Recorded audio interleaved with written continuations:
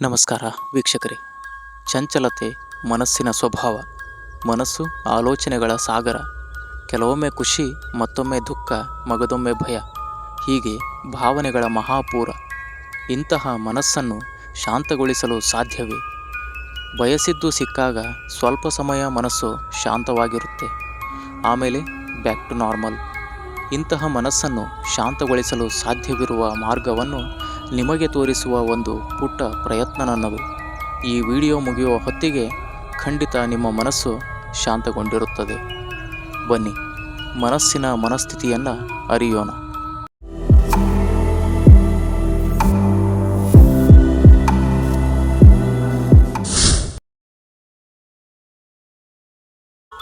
ಹೊರ ಜಗತ್ತಿನಲ್ಲಿ ದುಡ್ಡು ಬೇಕು ಅಂದರೆ, ಗೆಲುವು ಬೇಕು ಅಂದರೆ, ಅಂದ್ಕೊಂಡಿದ್ದನ್ನು ಸಾಧಿಸಬೇಕು ಅಂದರೆ ಏನಾದರೂ ಮಾಡಲೇಬೇಕು.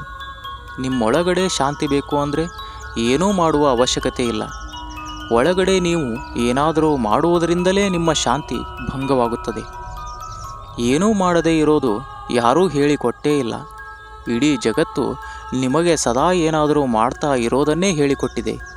ಅದಕ್ಕೆ ನೀವು ಒಳ ಜಗತ್ತಿನಲ್ಲೂ ಏನಾದರೂ ಮಾಡ್ತಾನೇ ಇರ್ತೀರ. ಇದರಿಂದ ಶಾಂತಿ ಸಿಗುವ ಬದಲು ಮನಸ್ಸು ಅಶಾಂತವಾಗ್ತಿದೆ. ಇದನ್ನು ನೋಡಲು ಬಹಳ ತಾಳ್ಮೆ ಬೇಕು. ಸುಮ್ಮನೆ ಕುಳಿತು ನಿಮ್ಮ ಮನಸ್ಸನ್ನು ಗಮನಿಸಿ, ನಿಮಗೇ ಅರ್ಥವಾಗುತ್ತದೆ. ನೀವು ಏನಾದರೂ ಮಾಡ್ತಾ ಇರೋದರಿಂದಲೇ ನಿಮ್ಮ ಮನಸ್ಸು ಡಿಸ್ಟರ್ಬ್ ಆಗ್ತಿದೆ. ಆಲೋಚನೆಗಳು ನಿಮ್ಮ ಹಿಡಿತಕ್ಕೆ ಬರಬೇಕು ಅಂದರೆ ಸುಮ್ಮನೆ ಗಮನಿಸುವುದನ್ನು ಕಲಿಬೇಕು. ಇದೇ ಶಾಂತಿಯ ಮೂಲ ಮಂತ್ರ.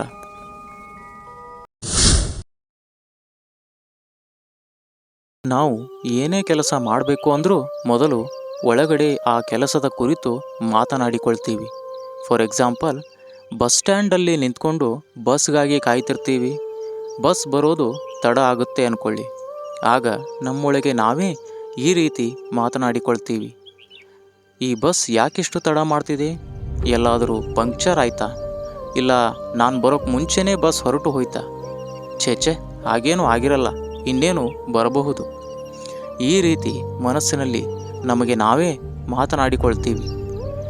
ಬಸ್ ಬಂದು ನಾವು ತಲುಪಬೇಕಾದ ಜಾಗವನ್ನು ತಲುಪಿದ ನಂತರ ನಮ್ಮ ಕೆಲಸ ಮುಗಿದ ಮೇಲೆ ಒಳಗಡೆ ಮಾತನಾಡಿಕೊಳ್ಳುವ ಅವಶ್ಯಕತೆ ಇಲ್ಲ.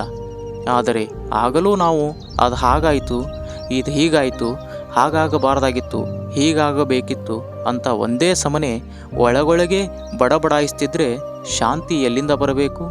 ನೀವೇ ಹೇಳಿ. ಕೆಲಸ ಮಾಡುವಾಗ ಮಾತನಾಡಿಕೊಂಡರೆ ಆ ಕೆಲಸಕ್ಕೆ ಒಂದು ಸರಿಯಾದ ಡೈರೆಕ್ಷನ್ ಸಿಗುತ್ತೆ. ಆ ಕೆಲಸ ಸಕ್ಸಸ್ ಆಗುತ್ತೆ. ಕೆಲಸ ಮುಗಿದ ಮೇಲೂ ಮಾತನಾಡಿಕೊಳ್ತಾನೇ ಇದ್ದರೆ ಶಾಂತಿ ಭಂಗವಾಗುತ್ತೆ. ಆದ್ದರಿಂದ ಒಳಗಡೆ ಮಾತನಾಡಿಕೊಳ್ಳುವುದನ್ನು ಕಡಿಮೆ ಮಾಡಿಕೊಳ್ಳಿ, ಶಾಂತವಾಗಿರಿ.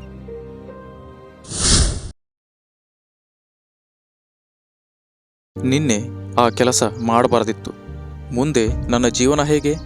ಹೀಗೆ ಆಗಿ ಹೋಗಿರುವ ಘಟನೆಗಳನ್ನು ನೆನೆಸಿಕೊಳ್ಳುವುದು ಅಥವಾ ಮುಂದೆ ನಡೆಯಬಹುದಾದ ಘಟನೆಗಳನ್ನು ಊಹಿಸಿಕೊಳ್ಳುವುದು. ಇದರಲ್ಲೇ ಕಳೆದು ಹೋದರೆ ಈ ಕ್ಷಣ ನಮ್ಮ ಕೈ ಜಾರ್ತಿದೆ, ಅದನ್ನು ನೋಡೋದು ಯಾವಾಗ?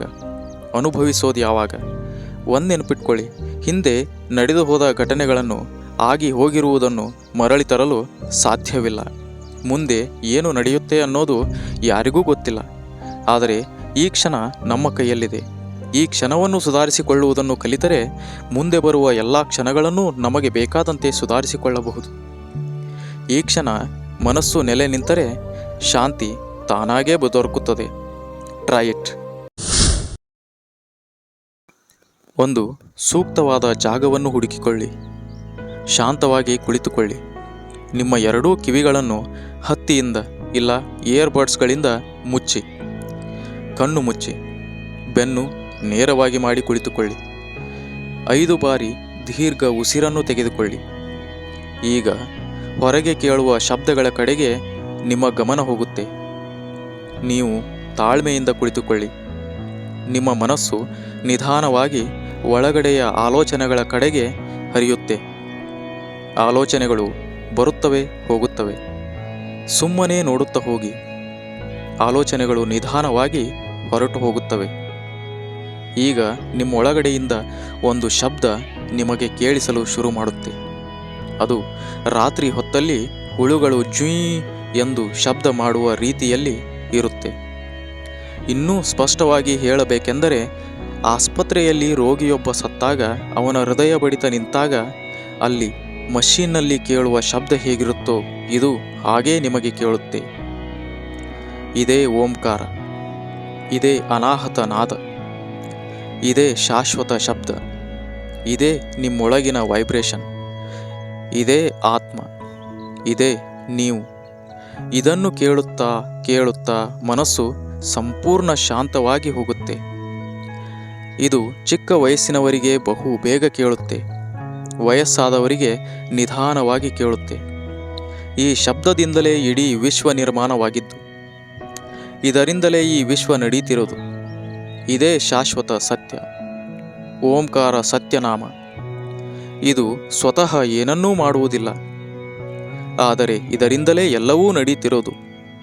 ಈ ಸತ್ಯವನ್ನು ಅರ್ಥ ಮಾಡಿಕೊಂಡು ಶಾಂತವಾಗಿರಿ. ಈ ವಿಷಯದ ಕುರಿತು ನಿಮಗೆ ಸಂಶಯಗಳಿದ್ದರೆ ಕಮೆಂಟ್ನಲ್ಲಿ ತಿಳಿಸಿ, ಉತ್ತರಿಸುವ ಪ್ರಯತ್ನ ಮಾಡುವೆ. ಮುಂದಿನ ವಿಡಿಯೋದಲ್ಲಿ ಮತ್ತೊಂದು ಹೊಸ ವಿಷಯದೊಂದಿಗೆ ನಿಮ್ಮನ್ನು ಭೇಟಿ ಮಾಡ್ತೀನಿ. ಅಲ್ಲಿಯವರೆಗೂ be happy, take care, bye.